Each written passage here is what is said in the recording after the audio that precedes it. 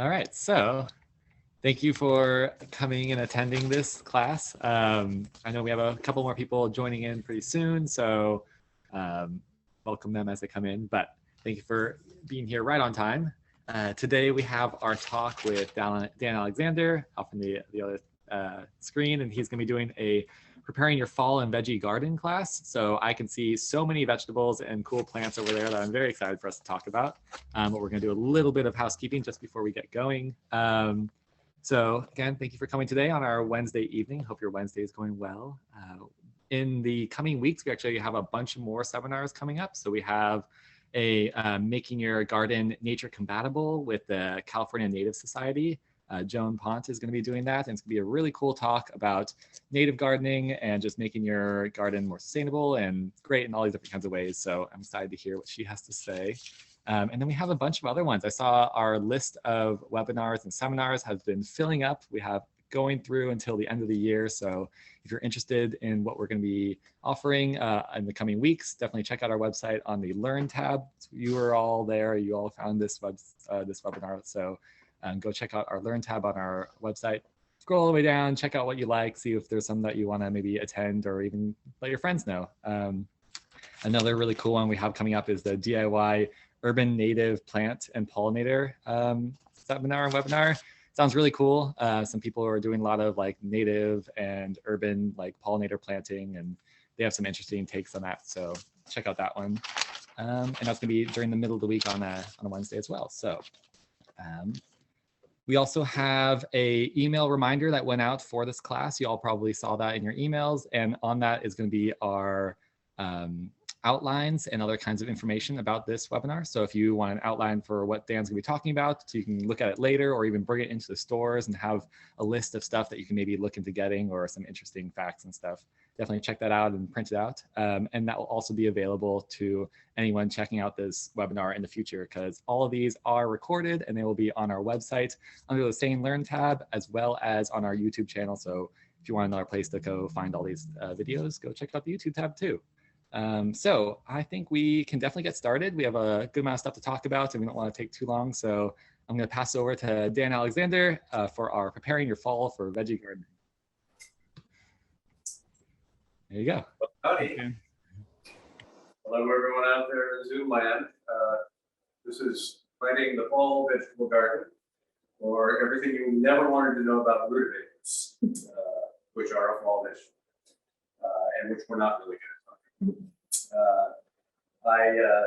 I did want to mention first that the summer garden is still going strong for many of us, and the weather has changed a little bit for the better, at least over here in,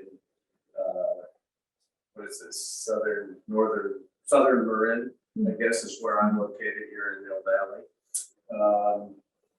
And things like the watermelon here on the table and the zucchini are suddenly coming to life.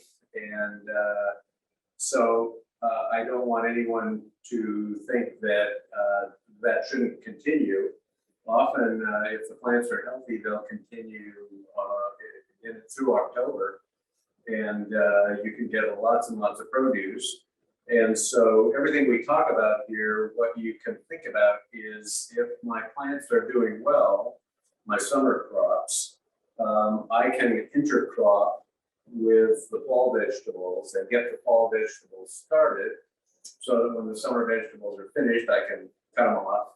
You don't have to dig them out. You can just cut them off at ground level and let the roots disintegrate in the soil, and let the fall vegetables grow up around them. But it's kind of important to get the fall vegetables in and get them growing, and to not let them sit around in the nursery and to buy them a month from now when they're a lot older and a lot more root bound and have trouble get going sometimes. So I would encourage everyone to figure that the first half of September is a wonderful time, both selection-wise and freshness-wise, to stock up on the fall vegetables.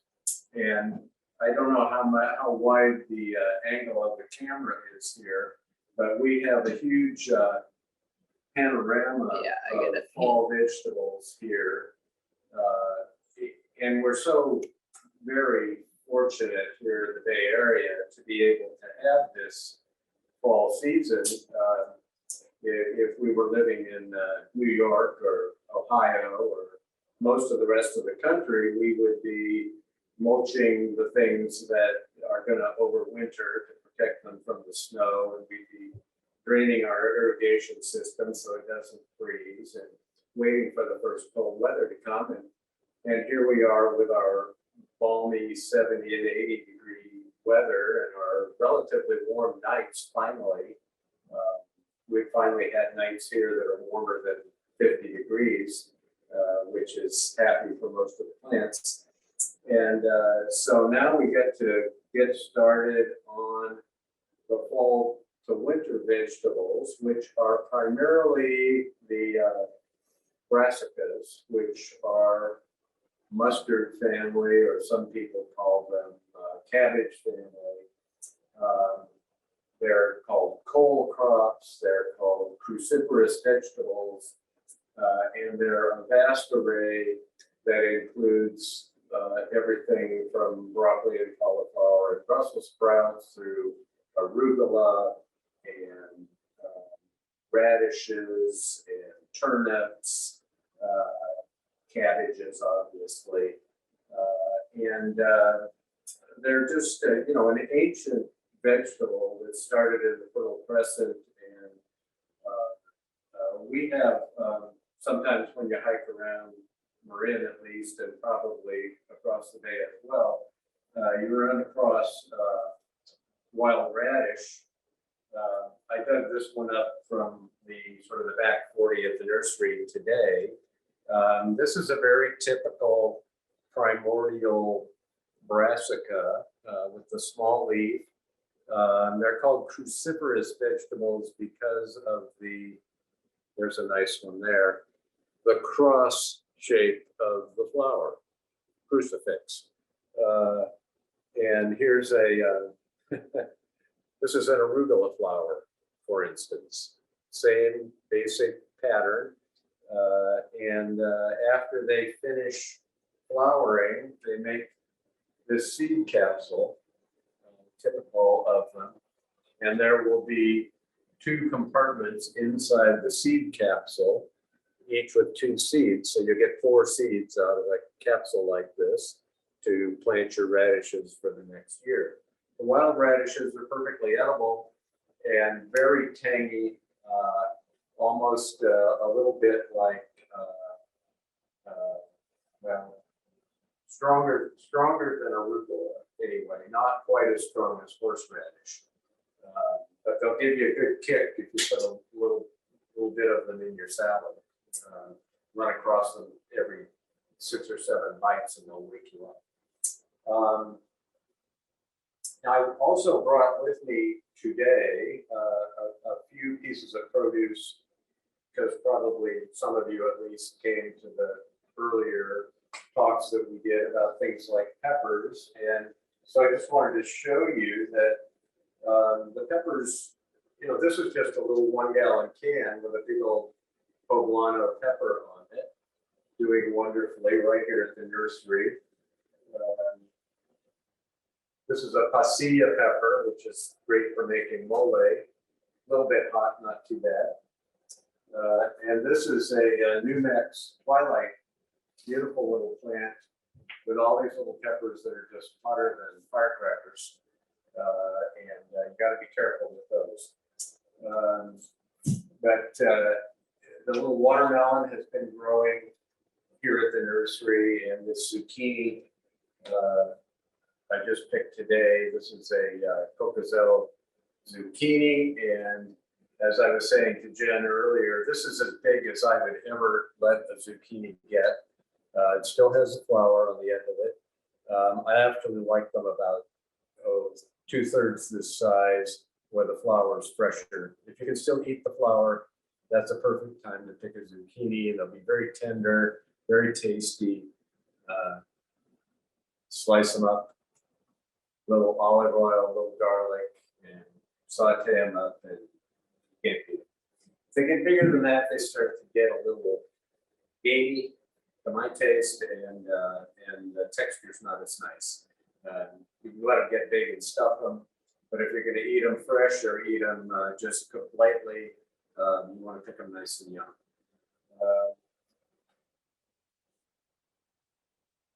Yada, yada, yada. Now, let's talk about cruciferous vegetables.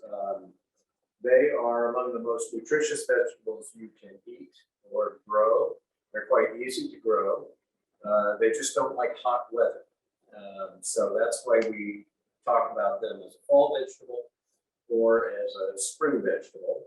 And if you check in with us on November 20th, when Pam Pierce is going to talk, she's going to talk about the secret season in November when you can grow another little crop.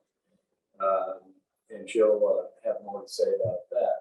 But this is the time to get them in the ground or in your containers and get them going while it's still warm. Their roots will be warm, they'll grow rapidly, and then they will enjoy it as the nights get longer and cooler. That's their perfect setting. They grow on the coast commercially here in California, and this time of year, our weather gets to be more coastal. If you're on the other side of the bay at the Contra Costa County, you're still going to be a little bit warm, but you can get them going now, and they may sit a little longer before they take off until your nights cool down. But it's still a good time to get them going. I have over here a large pot of Brussels sprouts. Pull it back a little bit here so you can see better. These have been in this 15-gallon can for exactly 1 month. And they started out literally this size. They were quite tiny in the 6-pack. I planted 6 of them in here. This is a variety called Long Island Improved Brussels Sprout. They take about 85 days to maturity. So I may make it by Thanksgiving, certainly by Christmas. And I'm hoping for Thanksgiving for the Brussels sprouts. I was never a Brussels sprout person until relatively recently, when my partner Judy convinced me to try them again. And I have to admit, they're pretty good if you cook them right, if you pick them young. And they have been bred to lose a lot of that bitter cabbagey flavor that they used to have. I think I went through probably 40 years where I never ate a Brussels sprout until more recently. And I think they're different than I remember them. So I highly encourage you to try some. Some of the restaurants do a wonderful job with them as the side dish. That's a good way to try it because they usually know how to cook them. Broccoli is probably the most popular of the cruciferous vegetables for people to grow. And the main thing you have to know there is that there are different times to maturity in broccoli, just as there are in things like tomatoes and peppers. And in particular, if we want to plant now and harvest before January, we have to have a variety that's relatively quick to maturity. And maturity means it flowers. What you're eating in the broccoli plant are the buds of the flower before they open up and end up looking like this, except yellow. So a plant can grow and make buds in as quickly as 45 days, or it can take as long as 120 days. And if you think from September, October, November, end of December, that's about 120 days from the 1st of September. So if you want broccoli before then, you've got to have a quicker variety variety, and that would be either the Calabrese, which is kind of the most, should we say, primitive, one of the oldest varieties of broccoli that's available to us. Italian Calabrese broccoli is an old variety from about the 1880s or so. That's still with us, still wonderful. The heads are a little smaller than some of the modern big hybrid broccolis, but they start to flower very quickly and can give you a late fall crop if you get them in now. Another variety that's relatively fast is DeChico. That's another heirloom variety. And some of the longer varieties, which if you plant now, will probably overwinter and then give you the heads in the spring, would be Marathon or Gypsy. Those two are longer, and you get them in now, you just let them grow, and they'll give you real big heads in the early spring, late winter time frame. Broccoli needs nice, rich soil, well-draining soil, and if you get lots of organic matter in, by which I mean either a good potting soil if you're in containers, or the addition of some compost, a little bit of manure, if you're planting in the ground, and a source of calcium for them in the form of probably either oyster shell or a well-balanced fertilizer. The EV Stone tomato vegetable food contains 3% calcium, which is dandy. And any good balanced organic fertilizer should have adequate calcium in it. I check the label just like you do on foods and make sure that it shows some calcium. And if not, you can add oyster shell, which is very high in calcium. Eggshells are not an adequate way to get calcium into your soil. They'll do it, but it'll take 20 years or so for it to happen unless you can powder the eggshells. So feel free to add them, but don't count on them to be doing the job of giving you calcium. Broccoli will have a few problems along the way in the form of caterpillars that eat the leaves. You have probably seen our wonderful cabbage white butterflies flying around. They lay eggs on the all of the cruciferous vegetables leaves, and the little green caterpillar eats holes in it. It's not a really serious problem usually.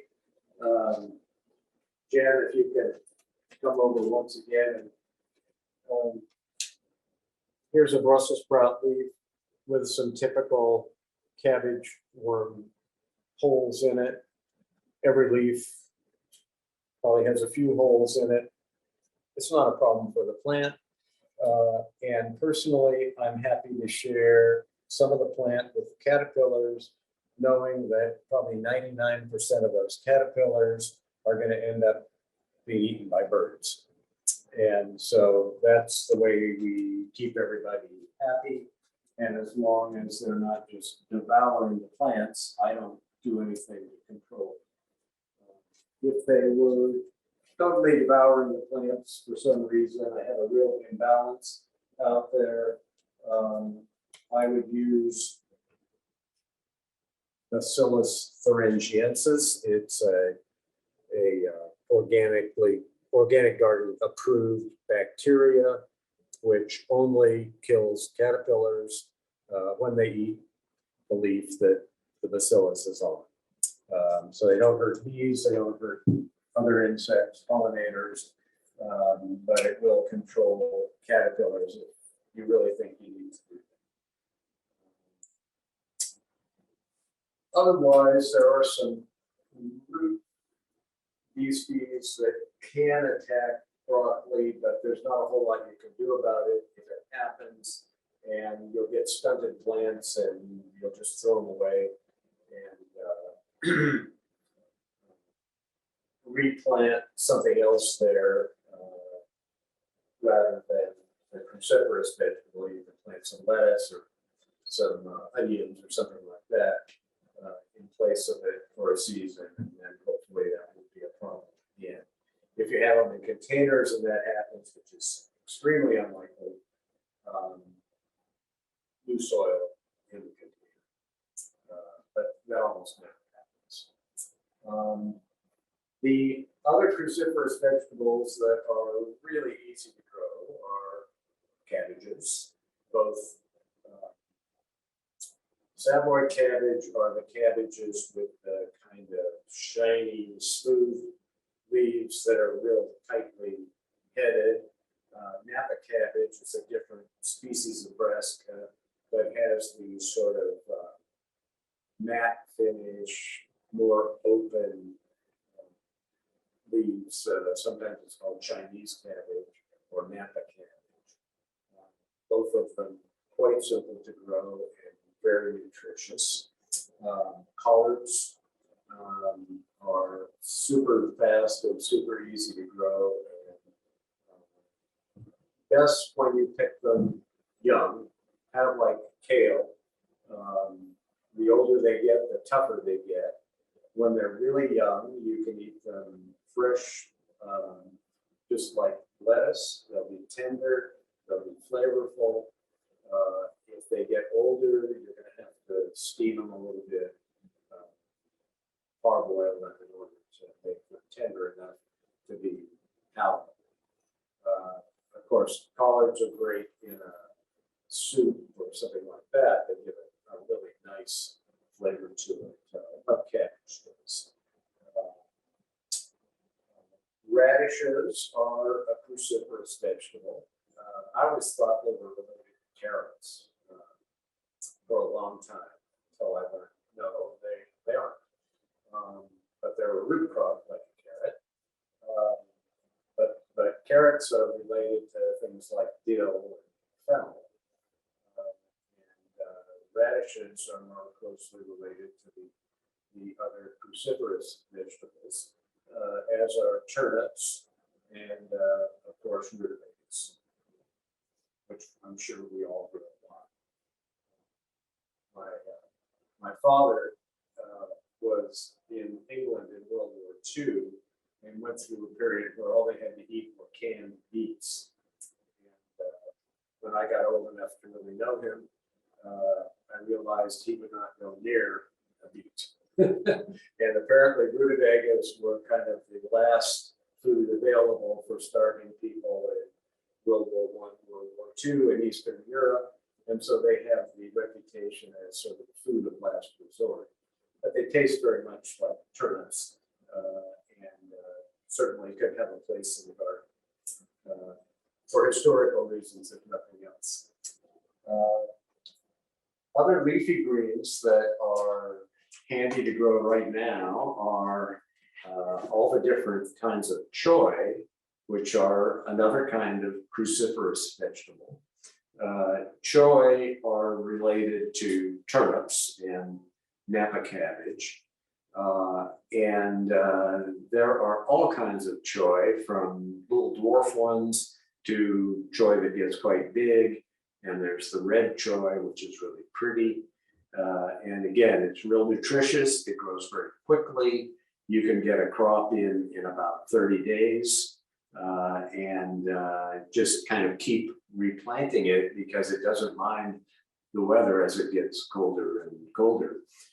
So I try to keep choy coming into the nursery because people can keep planting it, as well as arugula, which is another very quick crop. In 28 or 30 days, you've got arugula, and you better eat it because it'll start to flower like this, and then it gets very bitter, and you don't want to eat it any longer. So you just kind of keep cycling the arugula. Lettuces will continue to grow. They're a little hard to get started in the very coldest days of winter, but if you get them going now, you'll get a crop in before the really cold weather. And probably Pam Pierce will tell you to put some in November to take you through that cold weather. Once they're gotten to a certain size, they're not so vulnerable. And you can keep growing lettuces almost year round. Trying to see what else we've got over here. Beets and Swiss chard are botanically the same plant, Beta vulgaris, and the beets have simply been selected for the root over the eons, and the Swiss chard has been selected for the leaf. And those do fine all season, all year round. And I would get some in the ground now. The advantage to growing them in the fall and winter is that you don't get the little leaf miners. That little leaf miner fly comes in, lays an egg, and then the little larva lives inside the leaf and makes all these ugly little trails inside the leaf, and you basically have to chop all the leaves off and grow a new crop of leaves. As the weather gets cooler, they go to sleep and wait until late spring to come out again. So you'll get much better looking chard leaves and beet greens if you like to eat the beet greens. The beet called bull's blood is basically grown for the greens. It makes a little tiny beet, little red beet, but it doesn't make a great big leaf the way Swiss chard does. And it's a little more tender than the Swiss chard leaf. So it's bull's blood is a good little green to grow. All of the hardier herbs can be started now and will appreciate growing through the cool weather. And that's most everything that's available with the exception of basil and shiso, which are kind of warm weather annuals and are nearing the end of their time. But I have a little array here of some thyme, chives. This is a native mint, which we call yerba buena, which is wonderful to grow and make tea out of. This is a lemon mint. This wonderful little fuzzy guy is chervil, which is related to parsley and carrots, and has a very nice kind of anisey flavor to it. The French use it pretty much like parsley as a garnish. Various kinds of sage can be planted now. This is a tricolored sage that's a culinary sage. It smells quite good. And fall is a good time to use sage flavorings in your cooking. And mints grow year-round, evergreen, and the only thing about mint is that it's quite an aggressive grower. So if you're going to grow it in a container, grow it by itself. If you're going to grow it in the garden, have some space available for it, and it'll basically, through underground stems that shoot around and then the leaves come up, it'll find its way to any moist spot that's contiguous with where it's growing. So you're going to need a little dry moat around it to keep it from continuing to expand.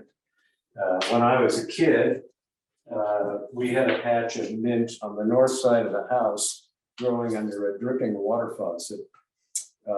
And of course, we would have to fix it during the drought now, but back then it was okay. But the dripping water faucet meant that the mint was always moist and grew beautifully. This is Italian parsley, flatleaf parsley, which loves the cooler weather. Sometimes it just goes to flower and seed if you grow it during the hot part of the summer. Even though it's a biennial, it's not supposed to do that. But if it gets the message that it's time to flower, it'll flower. And then it's not very tasty anymore, and it stops making leaves. So this is a good time to get parsley in the ground. And a shout out for artichokes. This is a 1 gallon size artichoke. If you plant the artichoke now, by next summer, it'll be ready to give you some artichokes. If you wait until spring and get the same 1 gallon artichoke, if it's even available, might only be little 4-inch ones available in the spring. It probably will sit in your garden for a year before it makes any artichokes. So fall is a wonderful time to get artichokes into the ground. Lastly, strawberries. This little guy really wants to go home with somebody and make more strawberries for them. Strawberries start to ripen usually in about June and go on and off through October or so. If this little guy had been available last fall, and I had put it into a bigger pot or into the ground, it would be a nice big guy now and have tons and tons of strawberries. So I recommend, if they're available to you, get the strawberries in the ground now, let them develop roots through the winter, and by June, you're going to have a big crop of strawberries rather than planting small plants in March that aren't big enough in June to give you a big crop of strawberries. You'll get a small crop, but you won't get the big crop. So now's the time for strawberries. And the last few years, strawberries have been in short supply in the spring, and then suddenly they become more available in the fall. And unfortunately, the bulk of the demand is in the spring when people are planting their gardens, understandable. But if we could turn our heads around a little bit and plant them in the fall, we'd have bigger crops and better selection. So do that. Now, what do we do with our soil? I've got a bunch of zucchinis and tomatoes. My tomatoes are looking kind of scabby. I think I'll pull them out. And I want to plant some of these fall vegetables. How do I do that? Well, yank the plants out. Don't compost the tomato plants at home. Put them in the green bin and get rid of them because they may harbor diseases that you won't be able to get rid of in your home compost, but they can in the commercial compost. Your zucchini plants are fine to compost at home. Your old kales that are 4 feet tall and tough as sandpaper to eat, get rid of those and get ready to plant some fresh ones. Old lettuce plants that have gone to seed, get rid of those. Scratch up the soil. If you're really ambitious and want to turn it, fine, but you don't really have to do that. Spread about 4 parts compost to 1 part manure, either chicken manure or cow manure or a combination, about 2 inches thick, and scrape that into the soil so that it's mixed in. A little bit of fertilizer, any of the well-balanced fertilizers. I like these 2 boxes mainly because they have pictures of cruciferous vegetables on them. Some cauliflower here in the vegan mix. This has no animal products in it. And some nice broccoli here in the biofish, which obviously does have animal products in it, fish products. There is more nitrogen and phosphorus in the biofish than in the vegan mix. It's hard to get concentrated high amounts of nitrogen with a non-animal source. The traditional sources are manures or bat guano, bird guano, which is obviously manure too. But any of these balanced fertilizers will be terrific to spread along with the manure and compost at the rate of about a pound per 100 square feet. These are, well, this is a 4-pound bag, so this will do 400 square feet. That's a pretty good sized garden, 20 by. Most of us don't have quite that much space for gardens.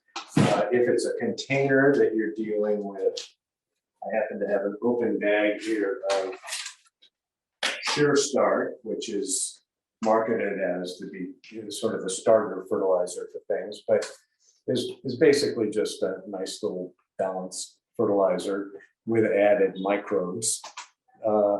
So since it's open, I'm going to use it. And if I were planting a container, which I'm going to do right now, I would add some fertilizer.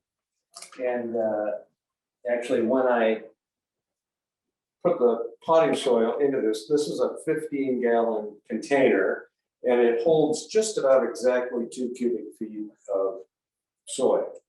And so when I was putting the soil in, I would put in 3 or 4 inches and then sprinkle in fertilizer and mix it around and then put some more in.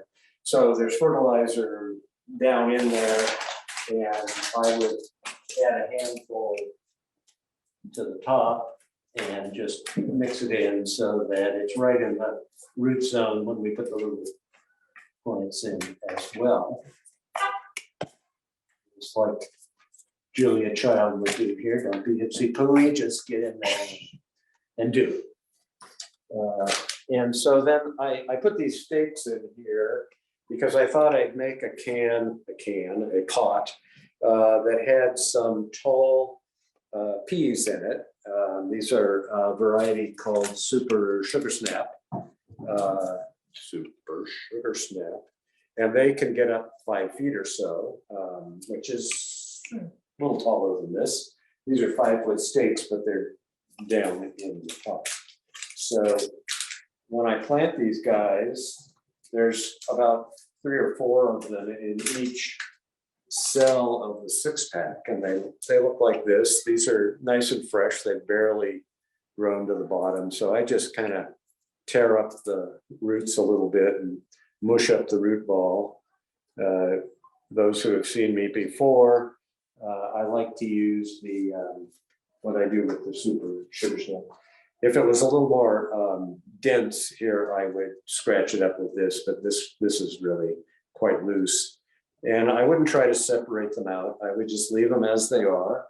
And I'm going to plant a couple of them by each stake, like that. Run out, you guys.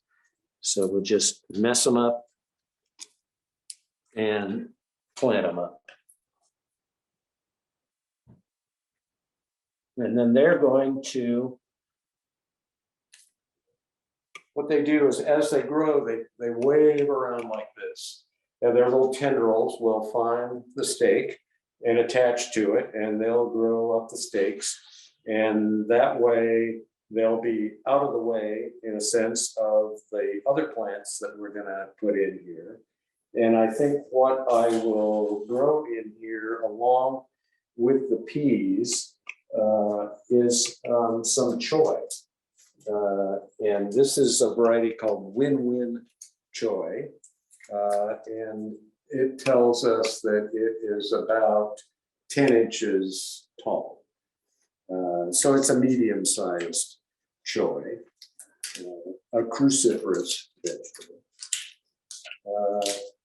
And these have very light roots.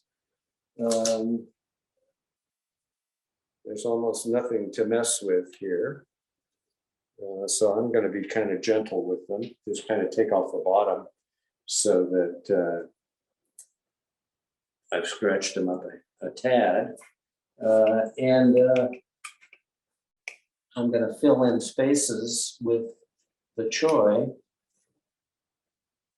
So I'll have a pattern of 2 peas for each pole, and then I'll fill in with choy and I'll have a nice little garden. The choy will be ready first.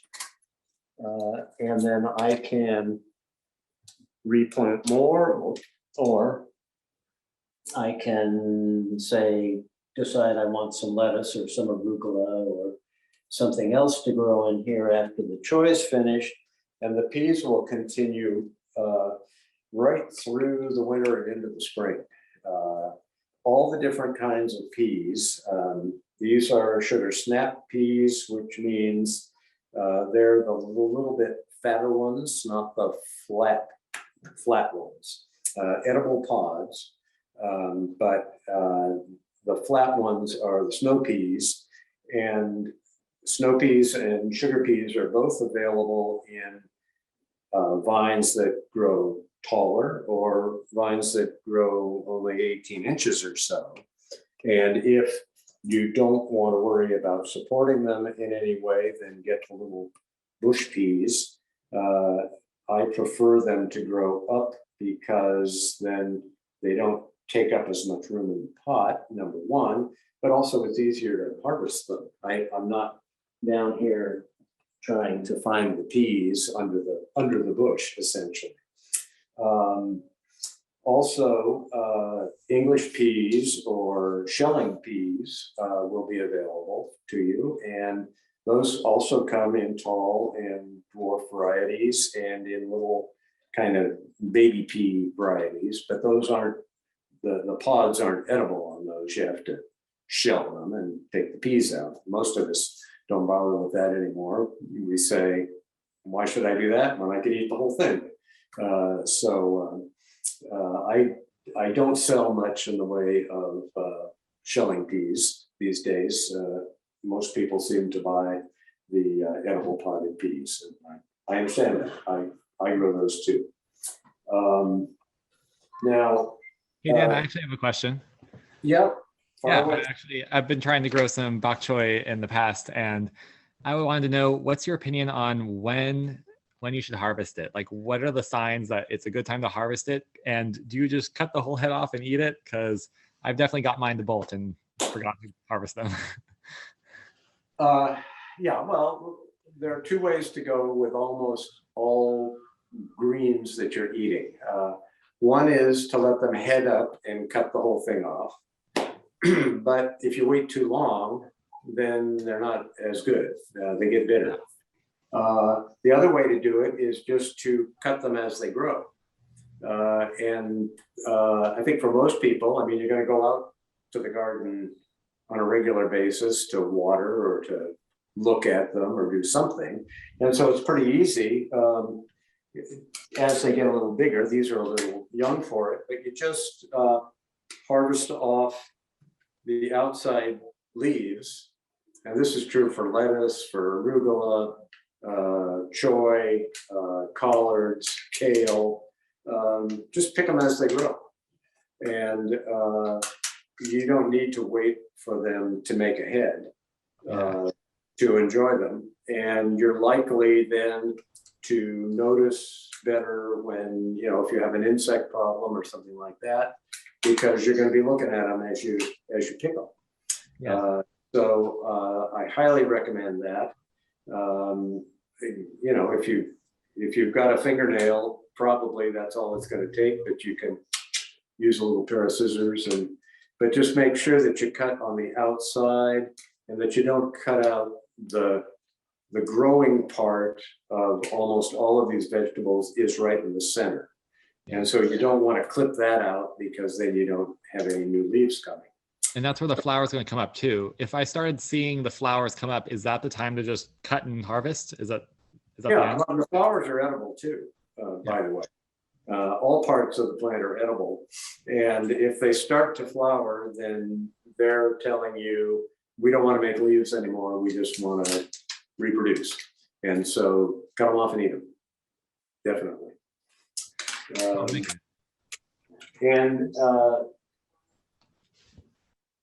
Kale, we should talk about a little bit.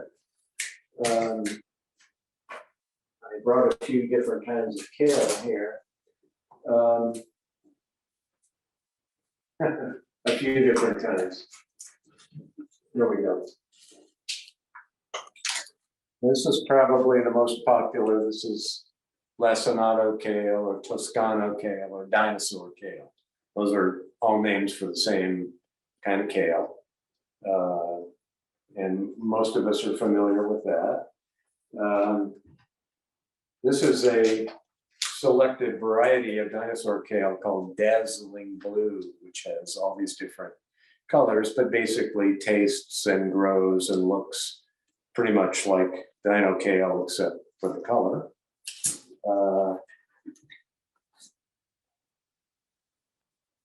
Russian kale has this a little more cut leaf and grows not as tall as the dinosaur kale, but gives you nice color and texture.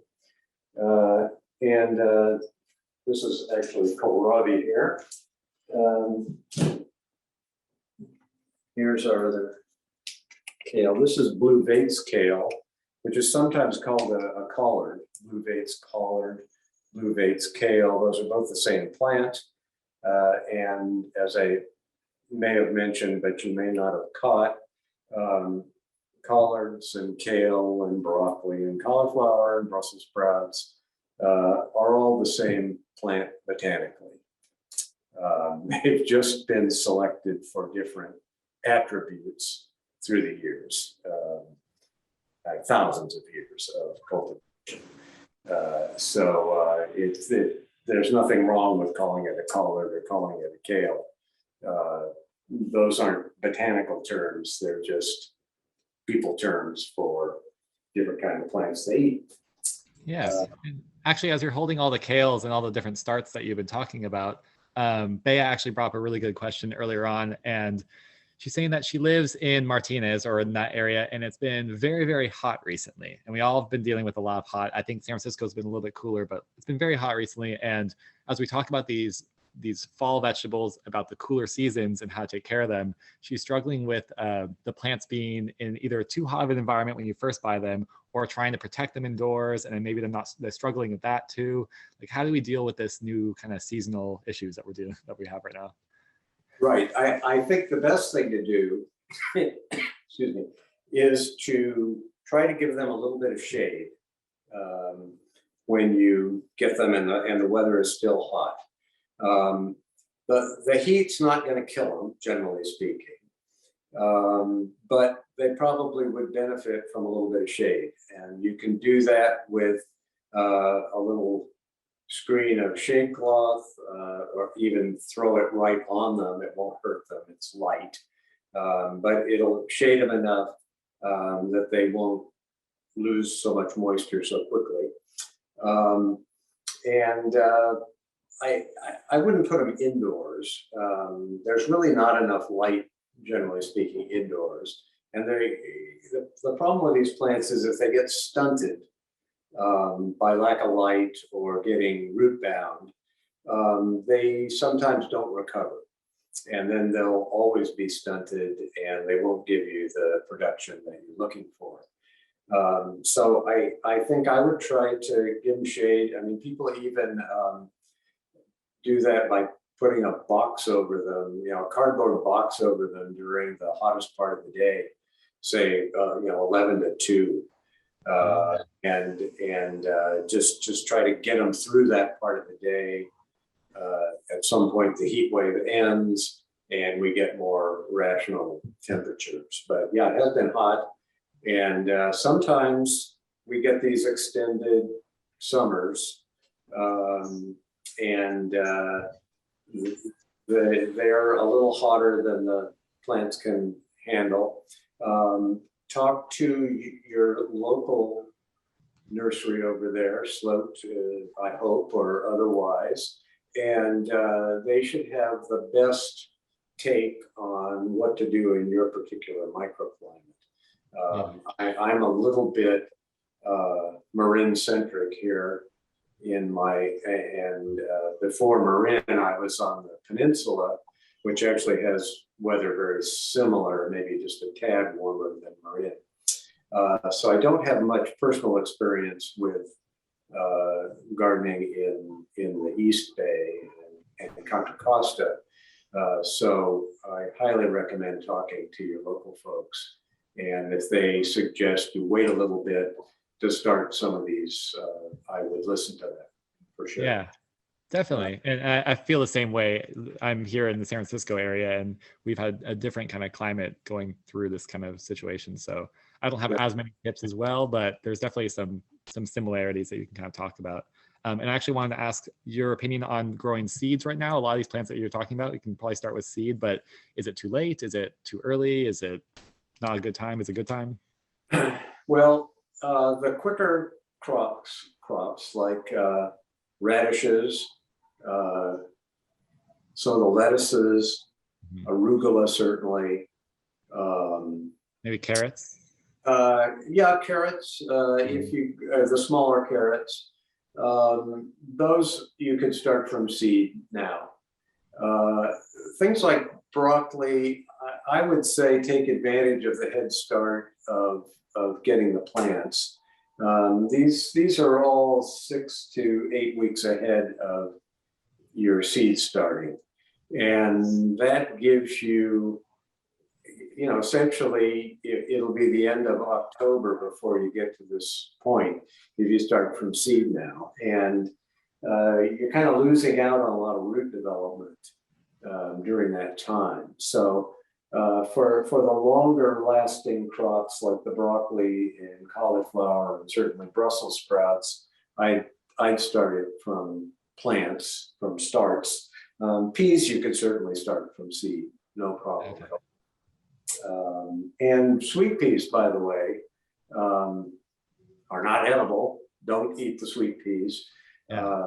They're actually toxic, but they grow the same way and in the same circumstances as edible peas.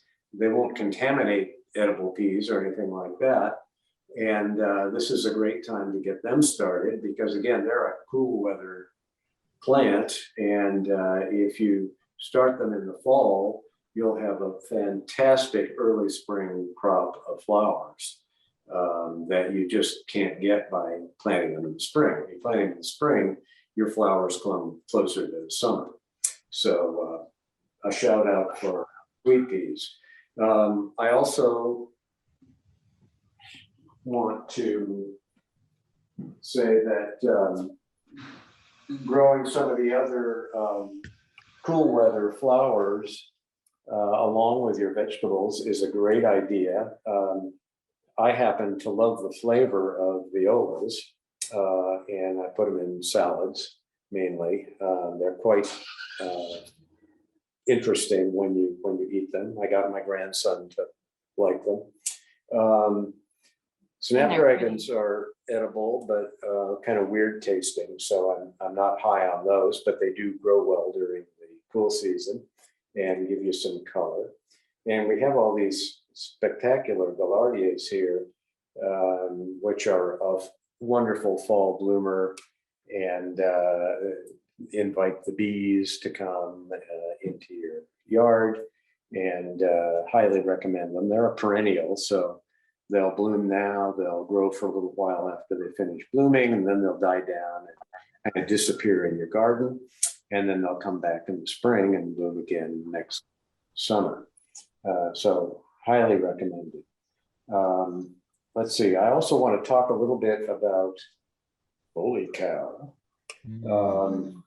This is not really an advertisement, but I have to tell you that the zucchini on the zucchini plant prior to this one had blossom end rot, and which means that this end where the blossom was, the zucchini grew about this long, and then it started to rot on the end where the flower was.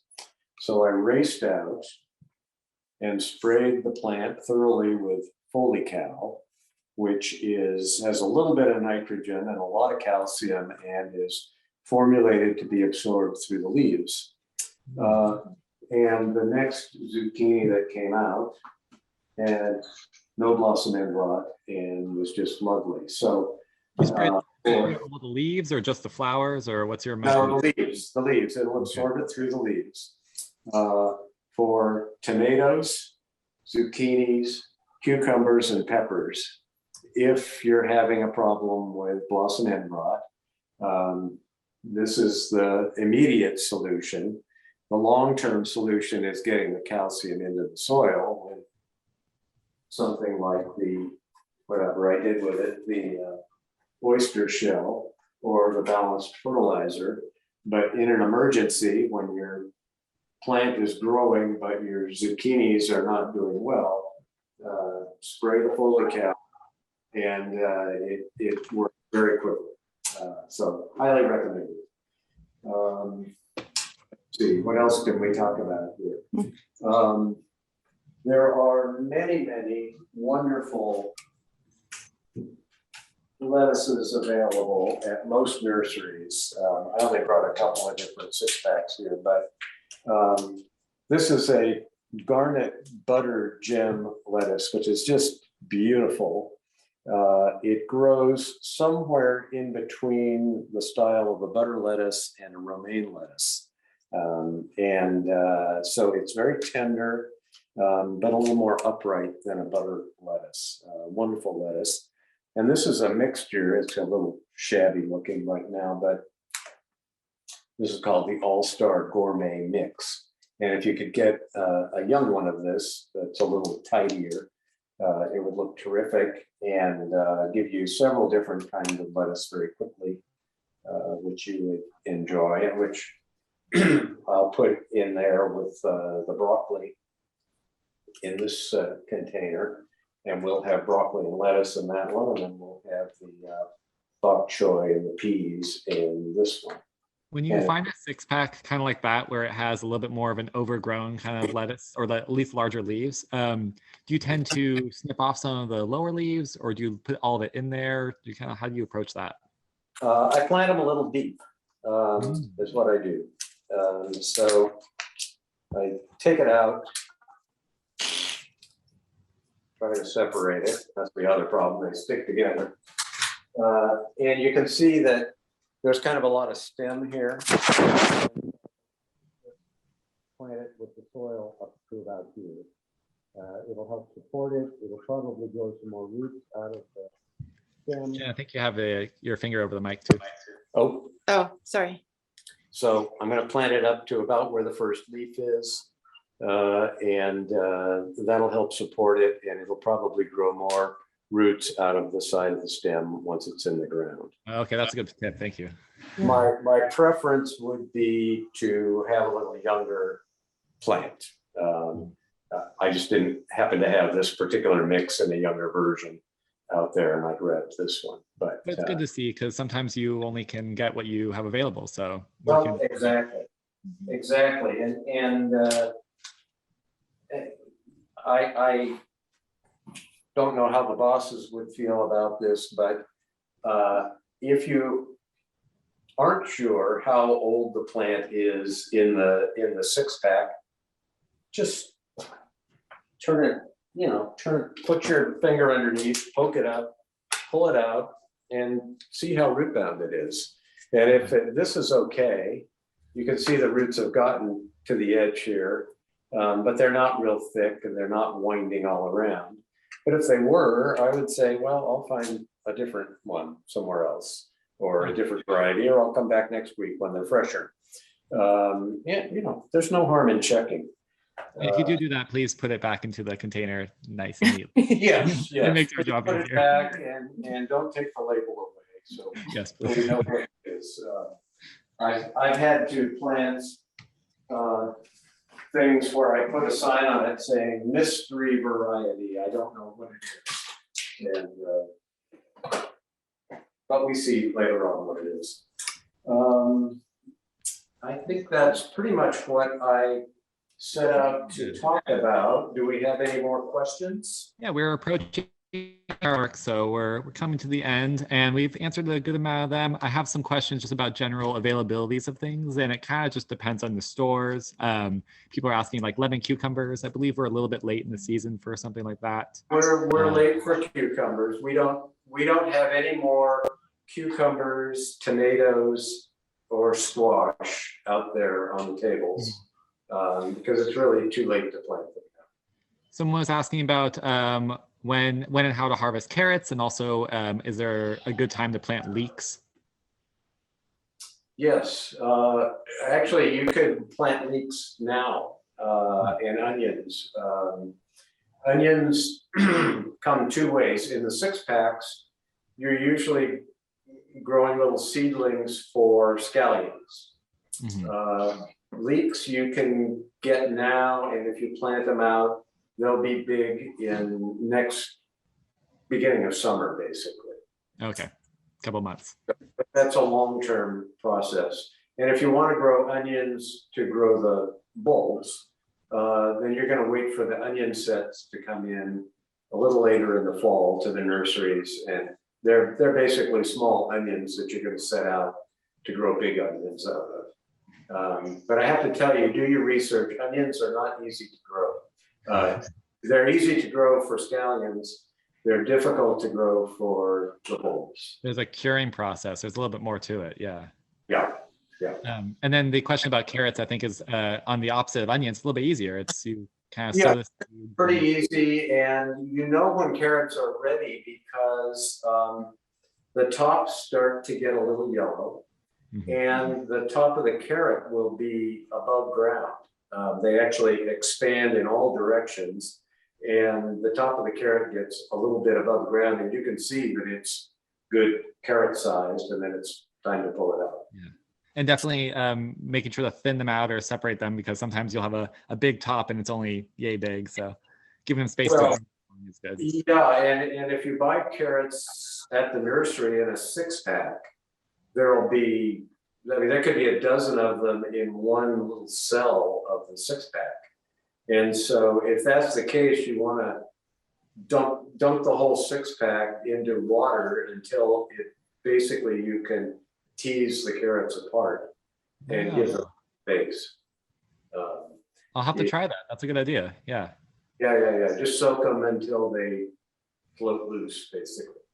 Someone asked earlier on, you mentioned a Swiss chard variety that could produce really big leaves. Do you remember what variety that was? Well, Swiss chard all has pretty good sized leaves. Your options are the color of the veins in the Swiss chard. So Ford Hook Giant is the white one.